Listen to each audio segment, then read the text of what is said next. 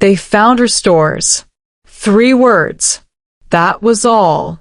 The scout had ridden through the night with mud on his boots and terror in his voice, and those 3 words landed on the map table like a blade dropped onto stone, ringing long after the sound should have died.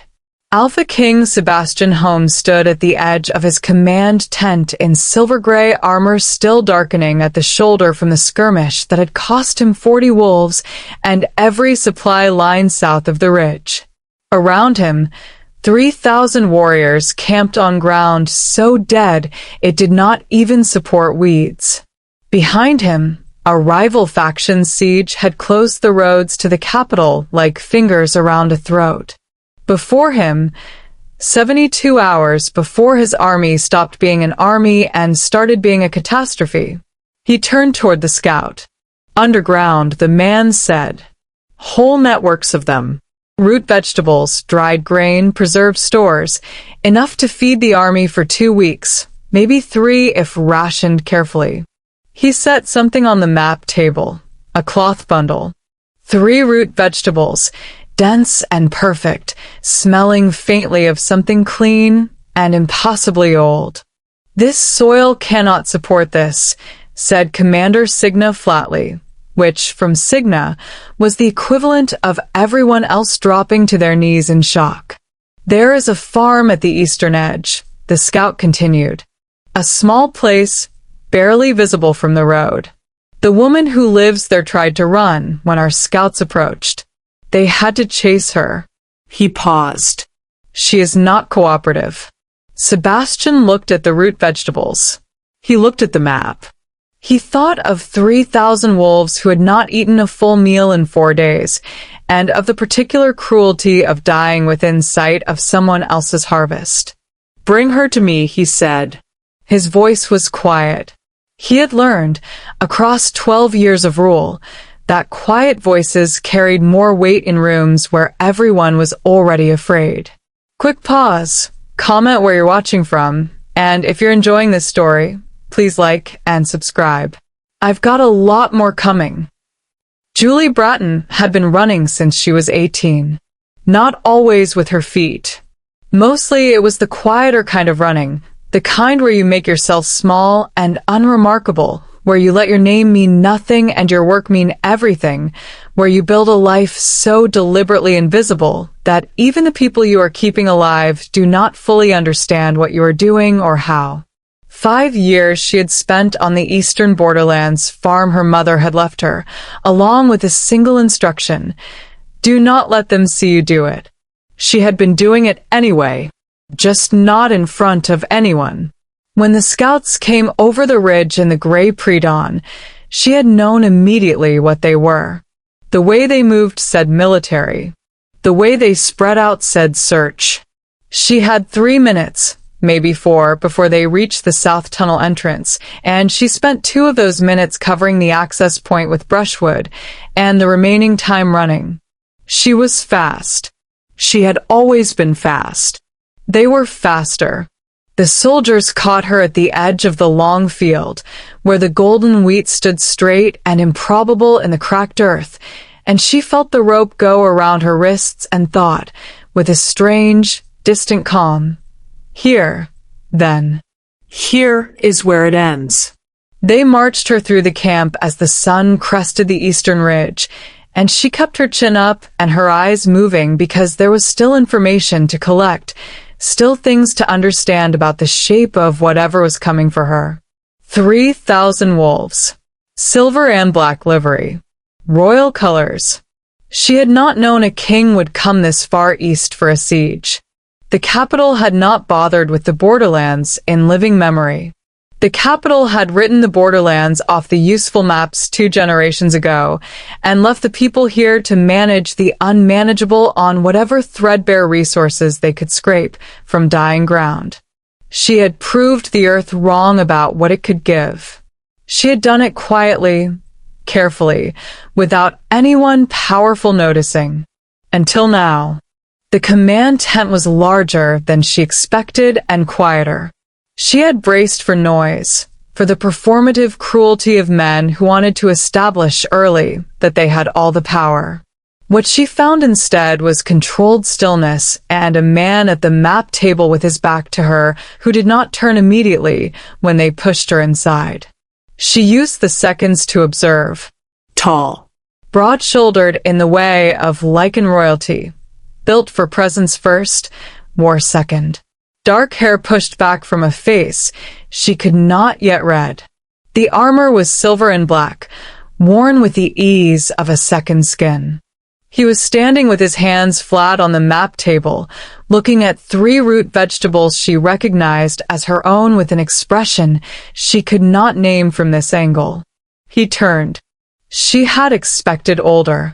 She had expected cruelty or dismissal, or the particular blankness of powerful men who had long since stopped seeing the people their decisions fell upon. What she found was a man perhaps 30 years old paying attention in a way that registered against her skin like pressure, and which she had absolutely no framework for. He looked at her the way she looked at soil, like he was reading what was underneath. She straightened her spine and held his gaze.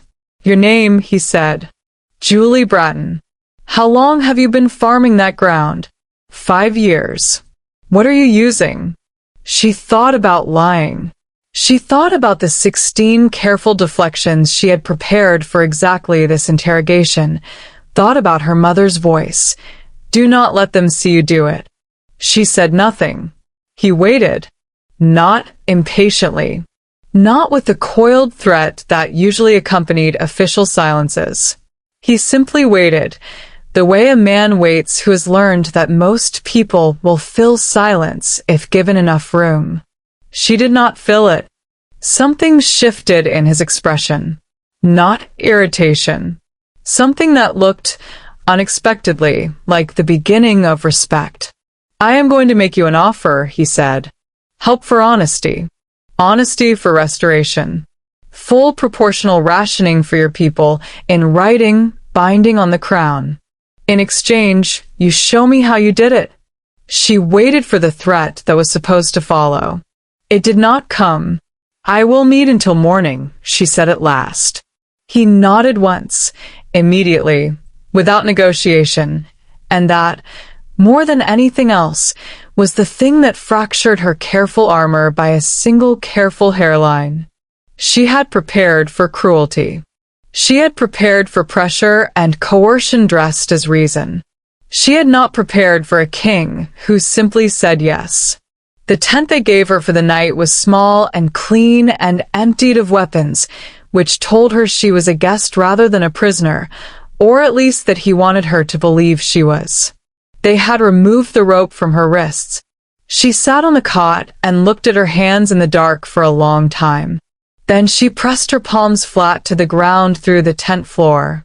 This was not something she could explain to anyone who had not been born with it. The earth spoke, but not in words, in weight and temperature and the slow mineral memory of everything that had passed through it. She could feel the 10,000 boots that had churned the ground of this encampment, the absence of roots, the deep familiar exhaustion of soil that had been walked over and never fed.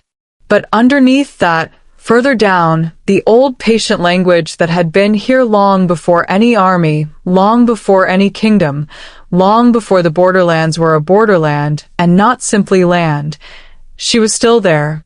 It knew her. She felt it recognize her the way a room recognizes the person who has kept it alive. She thought about trust for a long time after that. What it cost, what it built, what it had never yet been safe to give, and why, and whether the fact that it had never been safe was evidence that it never would be, or simply evidence that she had not yet been in the right room with the right person.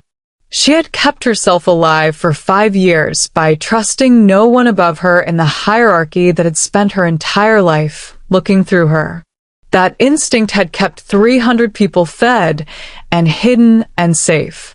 She could not afford to be wrong about this. She did not sleep.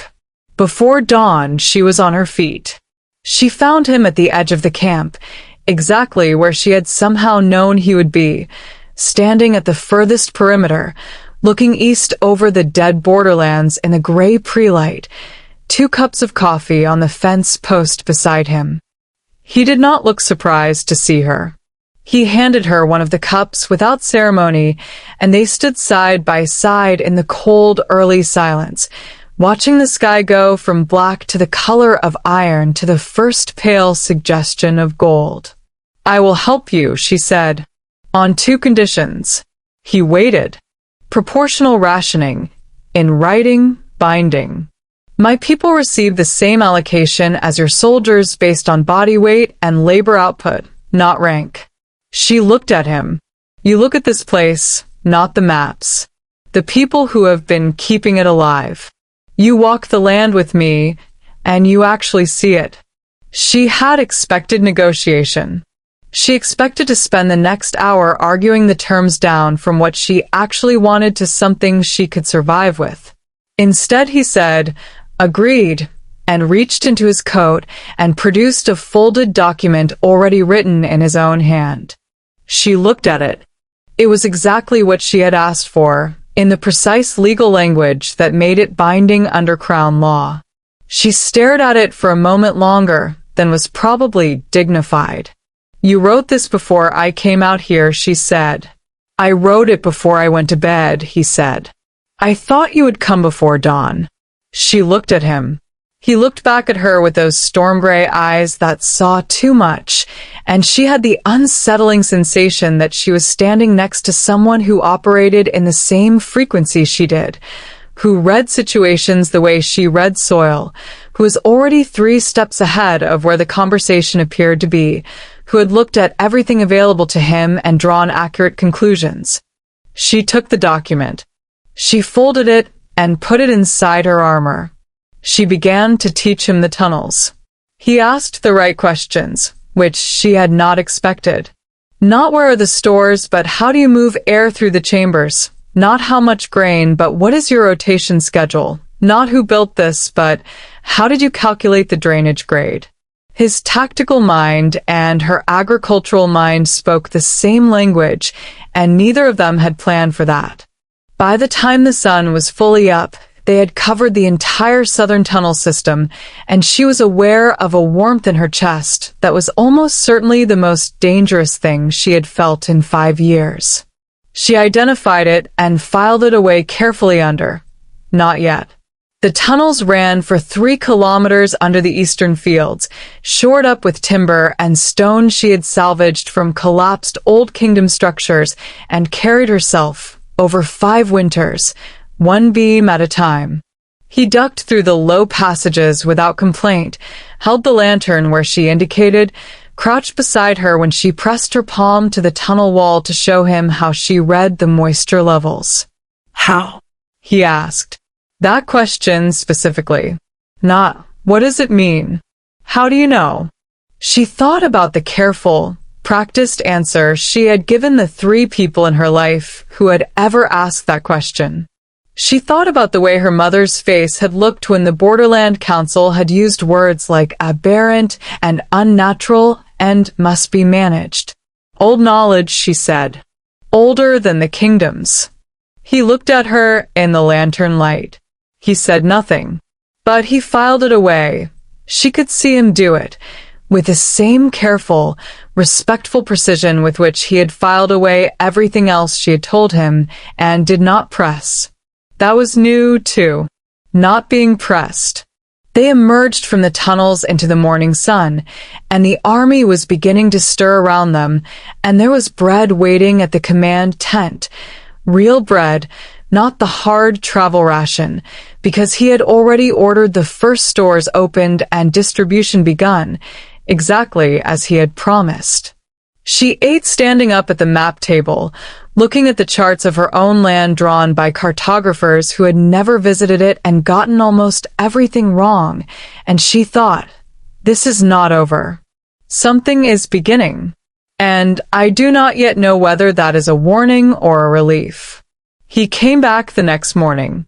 She had not expected that. She had expected the practical exchange to proceed through intermediaries, through Commander Signa, who had the organized efficiency of someone who had been managing impossible logistics for 20 years. She had expected her role to reduce to something administrative, a consultant, a resource, a problem solved and filed.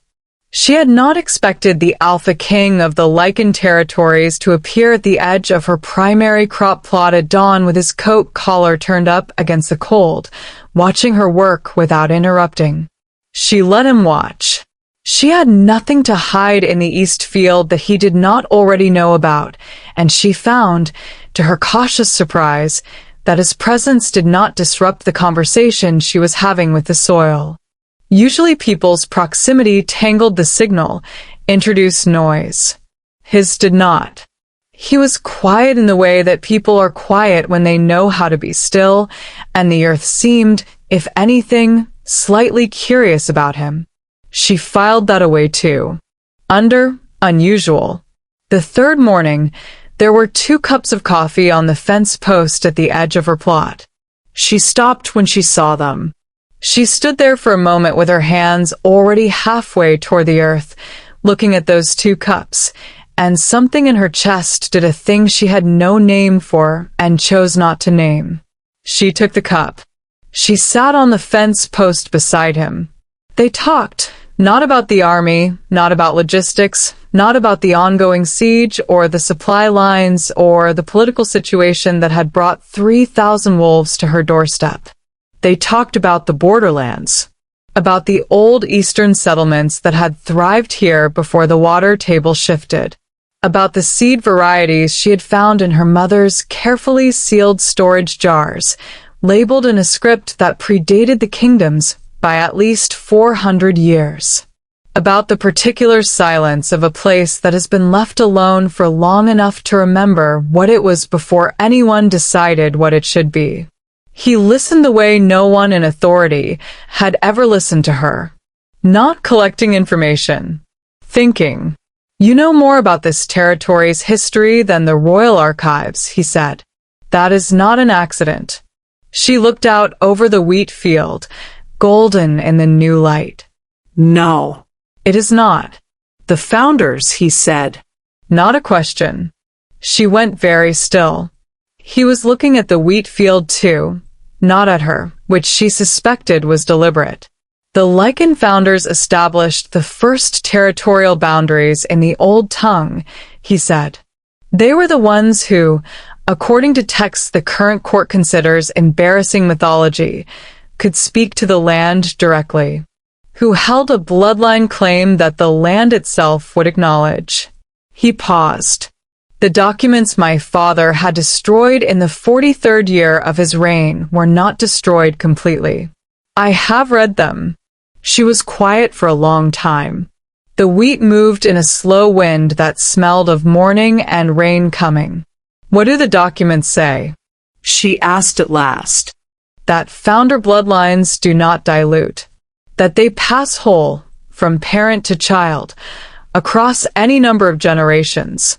That the last confirmed Borderland founder line was registered in this territory, and that the registration was never updated with a death record. He looked at her then.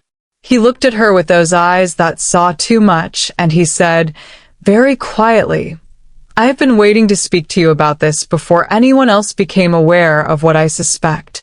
Because I wanted to make sure that when they do become aware, you already had a choice. She looked back at him. She felt the mate bond stir in her chest like something that had been sleeping for a very long time and was beginning, slowly and with great deliberateness, to wake. She recognized it. She had recognized it since the second morning. She had been being careful about it. She was still being careful about it. She said, "Thank you." He nodded once, the same way he had nodded when she asked for until morning. Like yes was simply the obvious answer, and the only question was what came next. That evening she stood in the long field as the sun went down and pressed both hands flat to the earth and asked it a question she had never asked before. Is this safe? The earth did not answer in words. It never did. What she felt instead was the old patient warmth of a thing that had been waiting much longer than she had, and the particular quality of attention that meant, "Look up." She looked up. Sebastian was standing at the field's edge, 50 meters away, watching her, and around her hands, in the dry, cracked soil at the edge of the cultivated area, thin green threads were pushing up through the surface. New growth. Impossible growth, in ground that had not been prepared or seeded or watered. She pulled her hands back and the green stopped, and when she looked up again his expression was the most open she had yet seen it. Not shock. Something older than shock. Recognition. He did not come closer. He simply nodded, very slightly, and turned and walked back toward the camp. She stood in the field in the darkening evening and understood that something had shifted, and that she could not easily shift it back, and that she was not sure any longer that she wanted to.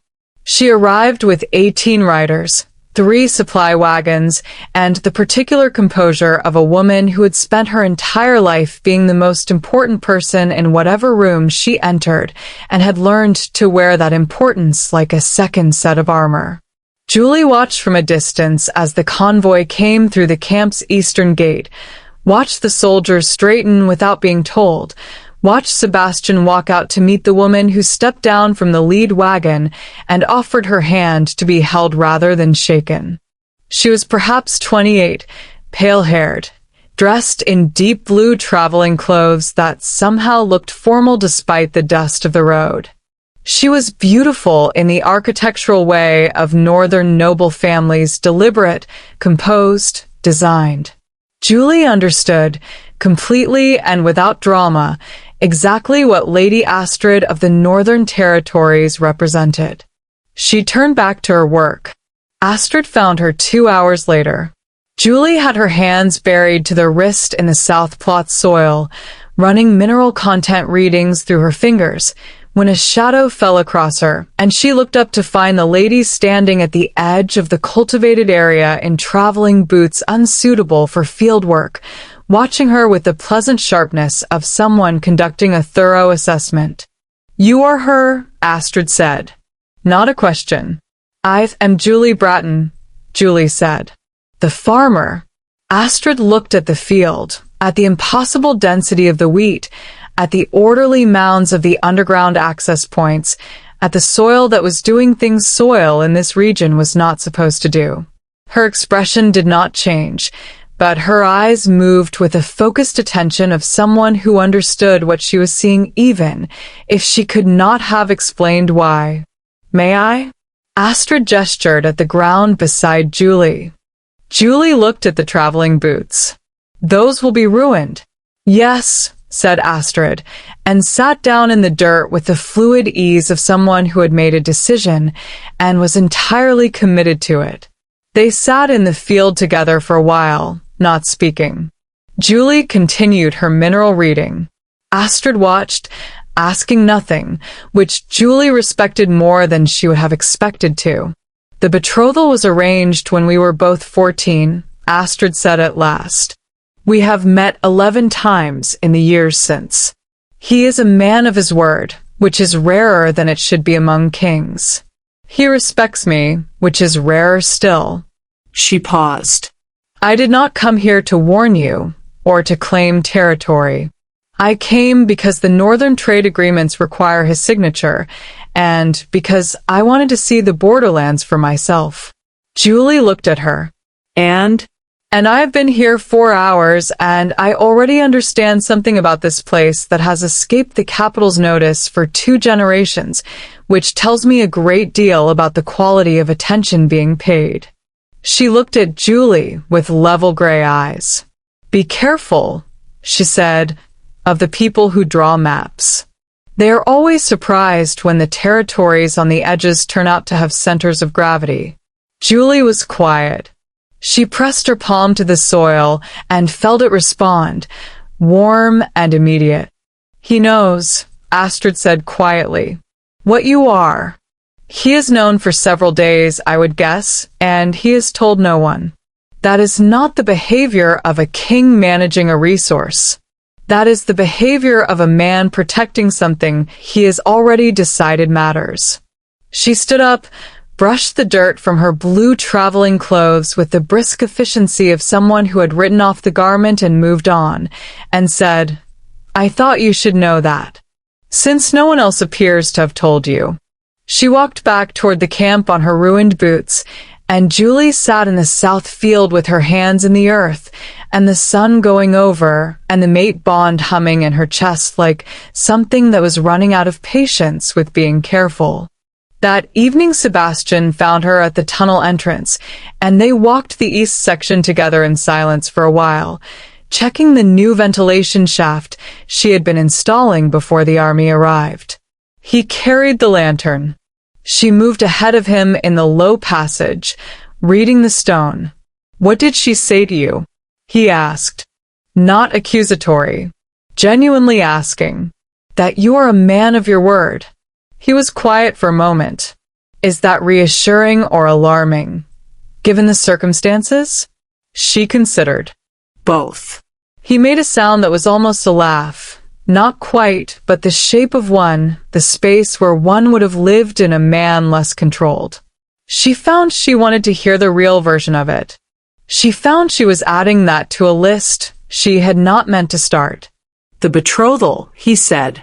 "I will not pretend it is not complicated, but I will not pretend it is simple either. The Northern Alliance matters. Astrid is." She stopped walking. She turned and looked at him in the lantern light. "I am not asking you to explain yourself," she said. "That is not what I need from you." He looked at her for a long moment. "What do you need from me?" She thought about it. "To keep doing what you were doing," she said. "Which is being honest and not pretending the situation is other than it is." He nodded. "That I can do." They walked the rest of the tunnel in silence, and it was the best kind of silence, the kind that did not need filling. She had spent 5 years in the company of earth and growing things, which did not speak in words, and she had developed a precise sensitivity to the quality of a silence. This one was warm. This one was full. She had not felt that before in the presence of another person. She felt it now, walking 3 feet behind an alpha king in a low stone tunnel by lantern light, and she thought, "I am in a significant amount of trouble, and I am not certain I object." They came on the 5th day, while Sebastian was at the northern perimeter, with Commander Signa reviewing the siege line. 3 of them, the Crown's Administrative Council, in their formal dark coats, walking across her field with the confident tread of men who had never once considered that they might be trespassing on something that did not belong to them. Julie was on one knee in the south plot, reading the water table through her fingertips, when she heard them coming. She did not stand.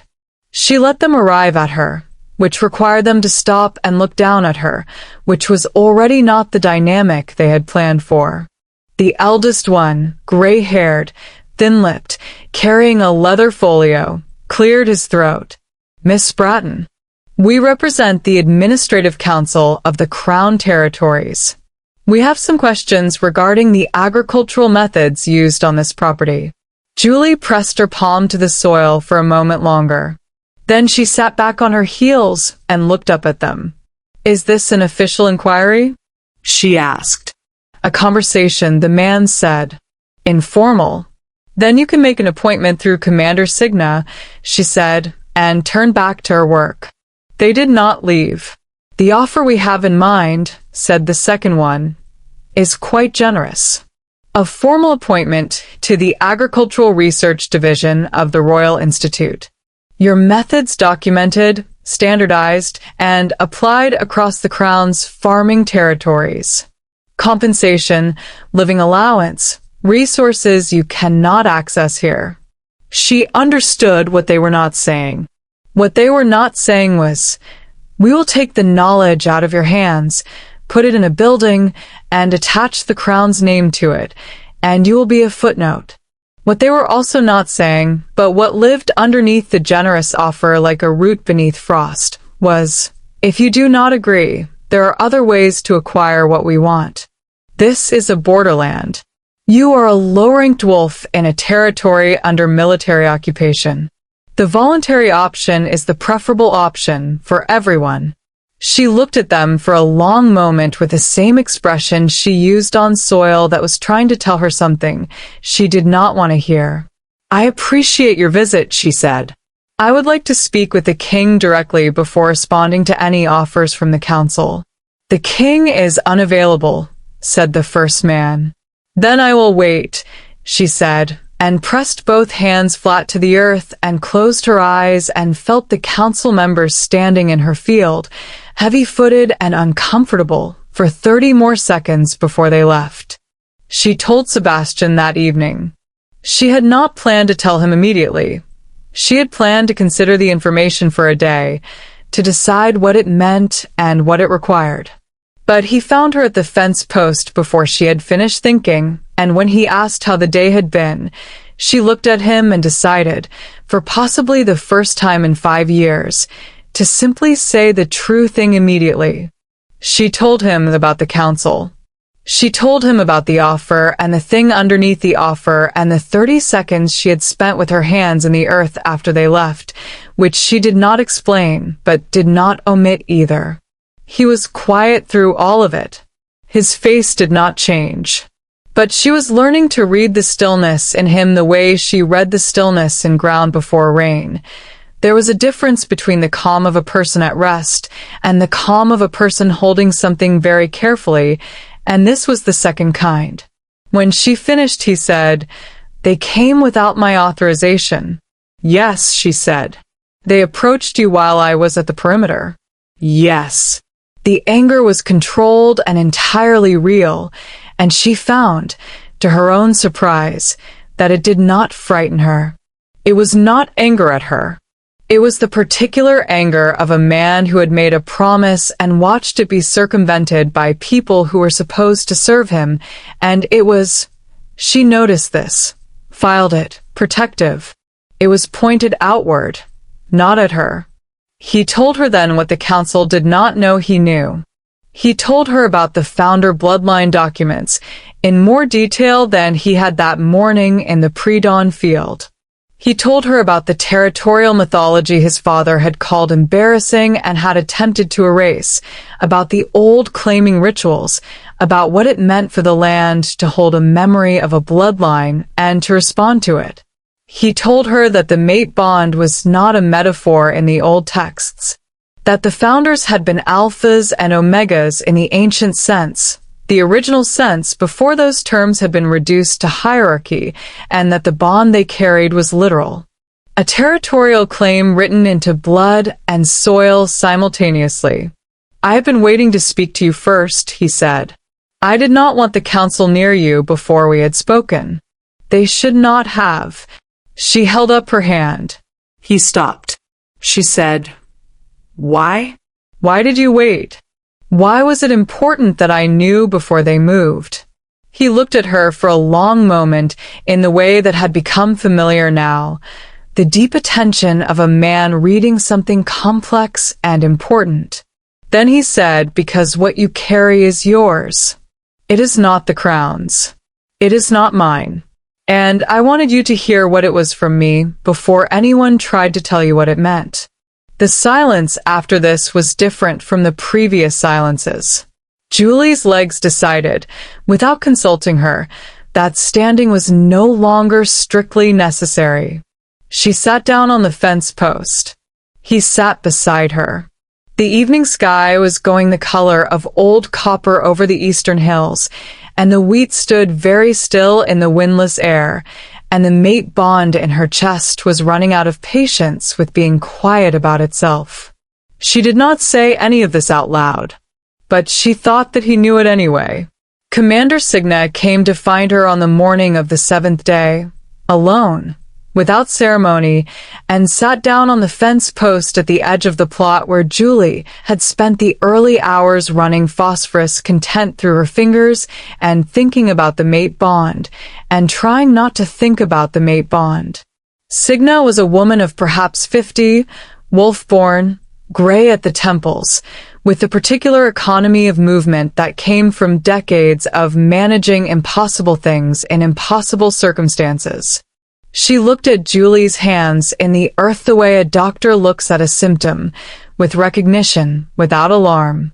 The claiming ceremony, Signa said, without preamble.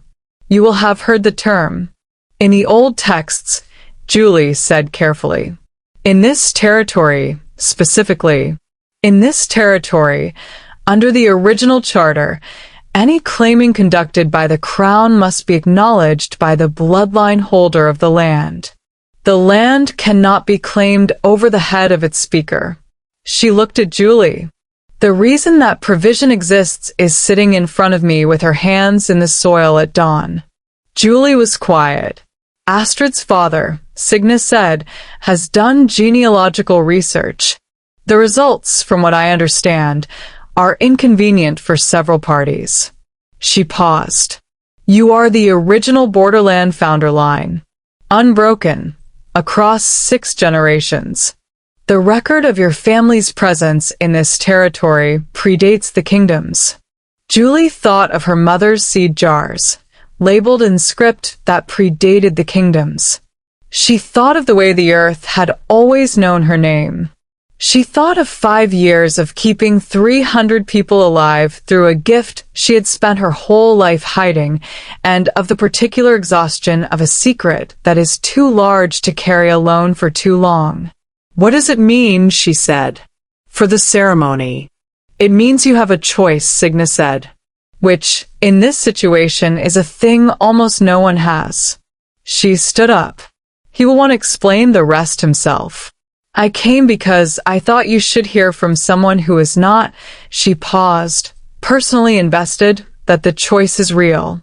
The Crown's charter is not symbolic. Your presence in that circle, or your absence, changes what can happen.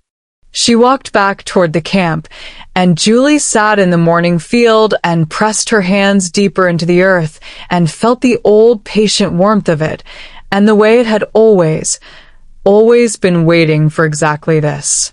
Sebastian found her at the primary plot that evening, and they walked the long field together in the last of the light, and he told her about the ceremony in full. The circle, the old tongue, the palms pressed to the earth, the land's response, whatever form it took, as the binding witness.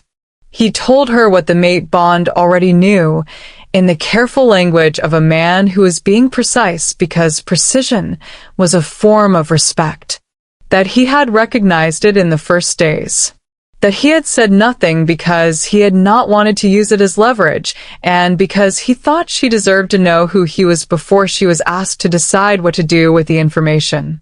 She walked beside him with her eyes on the wheat and let him finish. Then she said, I know. I have known since the second morning. The pre-dawn coffee. I recognized it then, and I have been being careful about it since. He was quiet for a moment. Then, why careful? Because I wanted to know who you were first, she said. Before I stopped being careful. That seemed entirely reasonable. He thought about that. Then carefully it is. Though I should tell you, the bond has already decided, as far as it is concerned. It decided several days ago. The bond can wait, she said. It has the patience of the earth. He stopped walking. She stopped too and turned to look at him, and the last of the evening light was in his face, and he was looking at her with the most unguarded expression she had yet seen on him, open, almost uncertain, the controlled surface of him gone quiet. He smiled. Actually smiled, the real version, the one she had been cataloging the absence of. It changed his face entirely. She found that her legs had, again, opinions about standing. The ceremony is in 3 days, he said. You do not have to decide tonight. I know, she said. They walked back toward the camp in the dark, and the mate bond hummed between them like a living thing that had finally been introduced to both parties and was simply, patiently, waiting for them to catch up. The morning of the ceremony was gray and cold, the air carrying the particular weight of rain that had not decided yet whether to fall.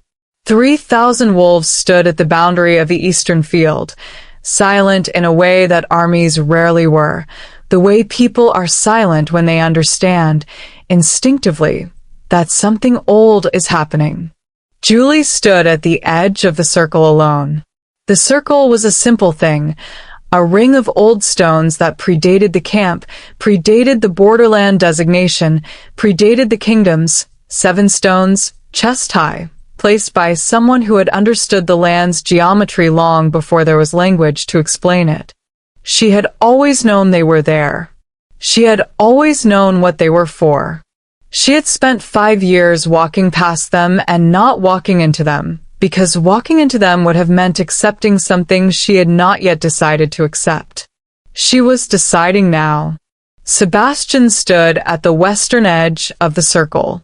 He was in full ceremonial armor, silver and black with the royal sigil, the crest of the Lycan kingdoms, and he was watching her with a steady attention she had come to understand was simply how he looked at things that mattered. Astrid stood to his left, composed and still, which Julie understood was its own kind of generosity. The northern lord who had arrived that morning with 9 riders and opinions stood to one side, looking like a man who had been presented with a situation he did not have the appropriate response prepared for. The council was also present and silent, which was presumably what defeat looked like on an administrative body. Commander Cygnus stood at the circle's edge nearest Julie and said nothing, which was the most support she had ever felt from another person. Julie looked at the circle. She looked at the gray sky. She pressed one hand to her chest over the place where the mate bond sat, warm and patient, and felt it answer, steady as a root, quiet as deep water. She walked into the circle. The stones knew her. She felt it the moment she crossed the threshold. The air inside the circle was different, warmer, charged in the way of air before lightning, and the ground beneath her boots was giving slightly, as if it were alive and glad of her weight. She walked to the center and stood still for a moment, breathing. Then she knelt, both knees on the ancient ground, both hands pressed flat to the earth. She spoke the words in the old tongue, the ones her mother had taught her at 7 years old, and made her promise never to use casually. I am still here, she said, and this land knows me, and I speak for what has been kept alive here. The earth replied, not in words, never in words, in the oldest possible language, green pushing up through cracked pale dirt, beginning at the point where her palms met the ground and spreading outward, a ring of thin new growth moving through the dead soil, past the circle of stones, into the surrounding earth, moving outward and outward as if the land were breathing out after a very long time of holding itself in. The ring of green reached the feet of the 3,000 wolves and kept going. Cygnus said something. Julie could not hear it over the sound of the earth, but she saw the shape of the word on the older woman's lips. Finally, said in a voice that suggested it had been a very long time coming. The green kept spreading. Sebastian walked into the circle. He walked to where she knelt with her hands in the earth and the land greening around them both, and he offered his hand. The gesture was simple and formal and entirely genuine. She looked up at him. She looked at the offered hand, at the man offering it, at the field going green behind him in every direction, at the gray sky beginning to lighten at the east, as if even the weather had been waiting for this moment to resolve. She took his hand. She rose. The mate bond did not so much complete as arrive. It had been there all along, patient and certain, and what happened in the moment their hands connected was simply that it stopped being careful.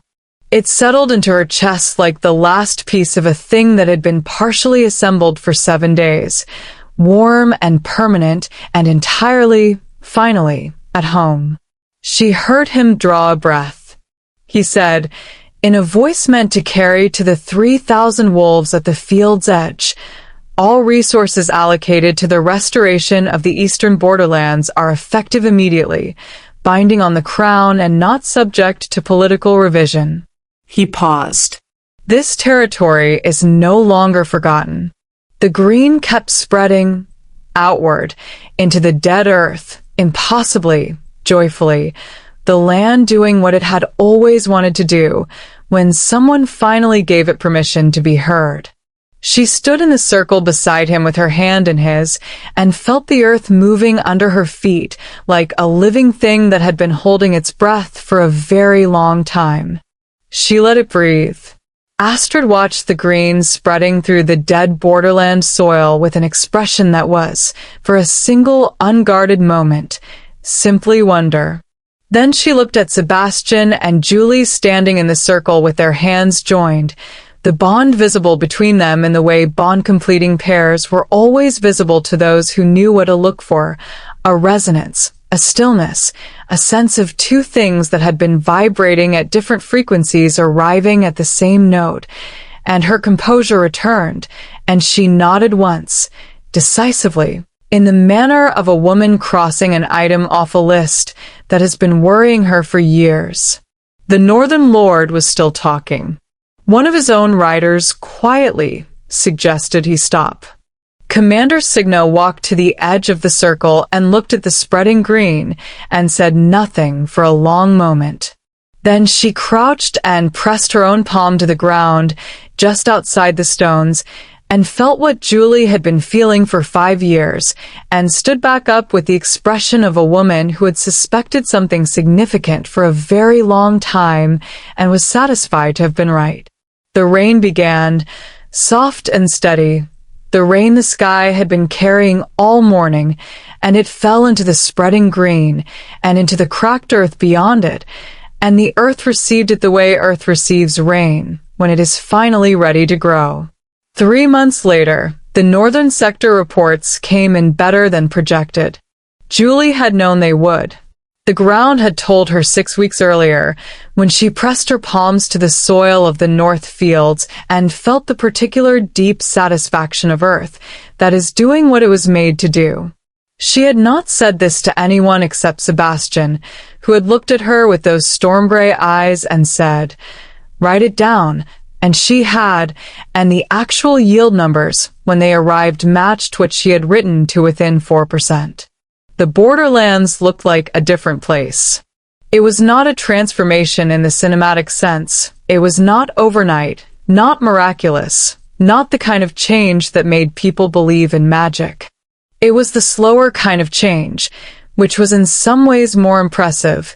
3 months of work, of good soil management and proper water table readings, and the reopening of old irrigation channels that had been silted over for a generation, of seed varieties brought up from her mother's sealed jars and distributed with careful instructions, of soil conversations that she translated into practical language for the agricultural workers who had been hired from the borderland settlements themselves. Work that looked like ordinary work from the outside, because that was the best kind of work. The kind that looked like it could have happened anyway if anyone had bothered to look. Old Dana stood in the supply depot on a Tuesday morning, in front of shelves that were full for the first time in 20 years, and did not say anything for a long time. Julie stood beside her, and also did not say anything, because some things did not require language. Then Dana said, in a voice that was doing a great deal of structural work, "Your mother would have been annoyed it took this long." Julie laughed, which she was doing more of now. She was noticing that she was doing more of it, filing it with the same careful attention she gave to everything that was new and important. Laughter. The ease of mornings. The particular quality of waking up in a borderland that was, for the first time in her memory, waking up to. An ordinary morning, 6 days after the supply reports came in. Julie was in the primary plot before dawn, which was where she was always before dawn, hands in the morning soil, running the early temperature and moisture readings that were the first conversation of the day. The soil spoke differently in the autumn, more slowly, in longer sentences, the mineral language shifting into the register of a thing preparing to rest and be replenished. She was explaining this to Sebastian as he crouched beside her in the dirt, 2 cups of coffee on the fence post nearby, the hills going gold over the eastern edge of the territory. He had been coming to the morning readings for 6 weeks. He had stopped needing to ask what she was doing. He watched her hands with the same focused attention he brought to tactical maps, which was to say, as if the information mattered, as if understanding it was worth the effort of learning a new language. The mate bond sat between them, quiet and certain and entirely at home, the way old things are when they have finally arrived where they belong. The northern sector reports are in, he said. Better than projected, she said. He looked at her. She was already reading the question in his expression. The ground told me, she said. He was quiet for a moment. The hills went another shade of gold. The soil under her hands was warm and content with itself in the way of earth that has been doing good work. What else did it say? He asked. She thought about the slow mineral language of a borderland that was learning to remember what it was. She thought about the particular warmth the soil had been carrying for the past 3 months, a different warmth from the old patient waiting warmth, something more active, more present, more like anticipation. That it is glad to be remembered, she said. A long quiet. The sky went from iron to the first pale suggestion of rose at the horizon. Somewhere in the camp, which was smaller now, a permanent station rather than a military occupation, someone was making bread. Tell it, he said, that the feeling is mutual. She pressed her palms deeper into the morning soil and felt it rise to meet her, warm and alive and entirely, finally awake. She felt it reach out past her, the way it had been doing since the ceremony, past the field's edge, past the stone walls, into the recovering land to the north and east and south, into the soil that had been silent for 2 generations and was learning its own voice again. She felt it ask, in the oldest possible language, a question that had no words but had a clear and unmistakable shape. Is this for good? She pressed her hands deeper. She felt him crouched beside her, close enough that his shoulder was against hers, and she felt the mate bond hum between them like a root system that has found good ground.